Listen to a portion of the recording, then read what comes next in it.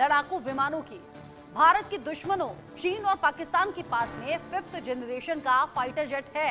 क्या भारत को भी 5th जनरेशन के फाइटर जेट की जरूरत है? ये सवाल इसलिए क्योंकि राफेल 4.5 जनरेशन का लड़ाकू विमान है और जब पड़ोसियों के पास 5वीं पीढ़ी के विमान है तो भारत भला पीछे क्यों रहे? लेकिन बड़ा सवाल ये कि भारत किससे 5वीं पीढ़ी का विमान खरीदे? रूस से Su-57 खरीदे या फिर अमेरिका से F-35 खरीदे? दोनों ही भारत को 5वीं पीढ़ी के लड़ाकू विमान बेचने के लिए तैयार हैं। लेकिन खबर ये कि भारत ने इन दोनों को ही होल्ड पर फिलहाल डाल दिया है। इधर प्रधानमंत्री नरेंद्र मोदी 10 से 12 फरवरी तक फ्रांस की यात्रा के लिए जा रहे हैं। इस यात्रा का मुख्य उद्देश्य आर्टिफिशियल इंटेलिजेंस यानी कि AI शिखर सम्मेलन में हिस्सा लेना है। क्या राफेल के बाद किसी नए फाइटर जेट को खरीदने पर भी बात होगी क्या? इसके बाद मोदी वहां से 12 फरवरी को अमेरिका जाएंगे। क्या ट्रंप से F-35 खरीदने पर कोई बात हो सकती है क्या? कोई डील हो सकती है क्या? और इधर इन सभी के बीच बेंगलुरु में 10 फरवरी से होने वाले एरो इंडिया में रूस ने अपनी 5वीं पीढ़ी का लड़ाकू विमान सुखोई 57 भेजा है, जिसकी ताकत देखकर दुनिया बहुत चक्की है। रूस भी चाहता है कि भारत ये फाइटर जेट खरीदे, लेकिन भारत की तरफ से अभी तक कोई भी फैसला इस पर लिया नहीं गया। दोनों ही फैसले यानी कि अमेरिका या फिर रूस होल्ड पर डाल दिए गए हैं। रूसी Su-57 फाइटर जेट अमेरिका के F-22 रैप्टर और F-35 को चुनौती देता है। आज इस पर हम बात करेंगे कि भारत के लिए भला कौन सा 5वीं पीढ़ी का लड़ाकू विमान अच्छा है। मेहमानों से इसको लेकर बात करें, लेकिन उससे पहले दो अलग अलग तस्वीरें आप देख रहे हैं। एक तरफ F-35 की तस्वीर है, दूसरी तरफ Su-57 की तस्वीर है। बड़ी बात ये कि क्या अमेरिका से F-35 की डील भारत करेगा या फिर Su-57 की डील रूस से होगी? और अगर रूस से डील होती है तो कहीं डोनाल्ड ट्रंप नाराज तो भारत से नहीं हो जाएंगे, खफा तो नहीं हो जाएंगे? ऐसे में क्या डोनाल्ड ट्रंप को नाराज करते हुए Su-57 की तरफ भारत हाथ आगे बढ़ाता है क्या, डील आगे बढ़ाता है क्या, या फिर वो भारत अमेरिका के साथ ही रिश्ते अच्छे रखते हुए ये डील करेगा?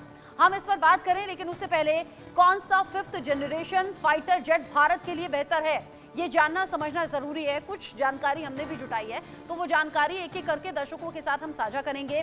F-35 अमेरिका या फिर रूस का यहाँ पर Su-57 कौन सा बेहतर होगा? अब दोनों की खासियत क्या है ये आप जान लीजिए। F-35 अमेरिका जो डील हमारे साथ कर सकता है उसके साथ क्या कुछ खासियत है? अधिकतम गति जो है 1900 किलोमीटर प्रति घंटे की है, ये F-35 की खासियत है। साथ ही साथ Su-57 इसकी 2600 किलोमीटर प्रति घंटे की रफ्तार है, यानी कि यहाँ थोड़ा सा आगे बढ़ते हुए Su-57 F-35 हवा से हवा वाली मिसाइलों या फिर बम लग सकते हैं, यानी इस तरीके से सक्षम है, हवा से हवा में मिसाइलें या फिर बम लगा सकते हैं। साथ ही साथ Su-57 क्या है? शॉर्ट, मीडियम, लॉन्ग रेंज मिसाइलें और गाइडेड एरियल बम लग सकते हैं, यानी कि यहाँ से थोड़ा सा एडवांस होता हुआ Su-57 नजर आता है। अब आ जाइए F-35 पर फिर से।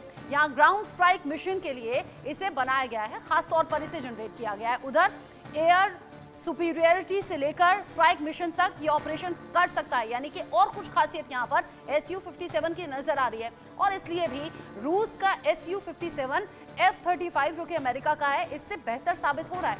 लेकिन क्या भारत फैसला करेगा, अमेरिका के साथ जाएगा या फिर रूस के साथ जाएगा? ये सवाल बड़ा बना हुआ है। कुछ और जानकारी ले लीजिए।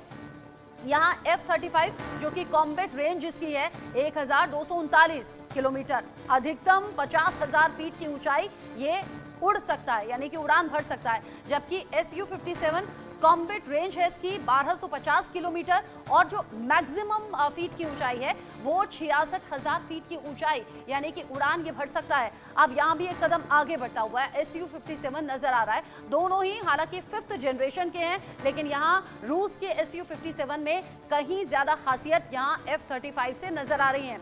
रूस यहाँ तक कि ये भी ऑफर कर रहा है, क्योंकि रूस और यूक्रेन के बीच में युद्ध चल रहा है, ऐसे में रूस ये भी भारत को ऑफर कर रहा है कि मैन्युफैक्चर अगर भारत चाहे तो सारी चीजें हम अवेलेबल कराएंगे, इस Su-57 को भारत में ही मैन्युफैक्चर किया जाए। लेकिन यहाँ उस पर भी भारत ने अभी होल्ड कर दिया है। साथ ही साथ अब जानिए F-35 की कुछ और खासियत। स्टील्थ फाइटर एयरक्राफ्ट है, सुपरसोनिक है, जबकि Su-57 stealth fighter aircraft supersonic है, यानी कि यहाँ दोनों में समानता नजर आ रही है। लेकिन कई मायनों में Su-57 आगे बढ़ता हुआ खासियत में नजर आ रहा है। यहाँ F-35 अटैक के लिए इसे डिजाइन किया गया है, Su-57 जिसे डिफेंस के लिए डिजाइन किया गया है। दोनों में बड़ा फर्क है, अटैक के लिए इस्तेमाल होना, अटैक के लिए डिजाइन होना, और उधर Su-57 जिसे कि खास तौर से डिफेंस के लिए डिजाइन किया गया है। लेकिन दोनों ही 5th जनरेशन के हैं। भारत के पास जो लेटेस्ट है वो 4.5 जनरेशन का है रफेल, और उससे आगे बढ़ने की हमें जरूरत है। अब यहाँ F-35 की कुछ और खासियत, मल्टीलेयर एयर डिफेंस सिस्टम को भेदने के लिए इसे डिजाइन किया गया है, यानी कि मल्टीलेयर एयर डिफेंस सिस्टम को भेद सकता है, इसीलिए खास तौर पर यह डिजाइन किया गया है। जबकि Su-57 दुश्मनों के जमीनी हमलों को रोकना इसका मेन मकसद है। यहाँ कुछ अलग अलग खासियत हैं। ये मल्टीलेयर एयर डिफेंस सिस्टम को भेदने के लिए डिजाइन किया गया है, वहाँ दुश्मन को भेदने के लिए यानी कि जमीन पर वार करने के लिए ये पूरी तरह से सक्षम।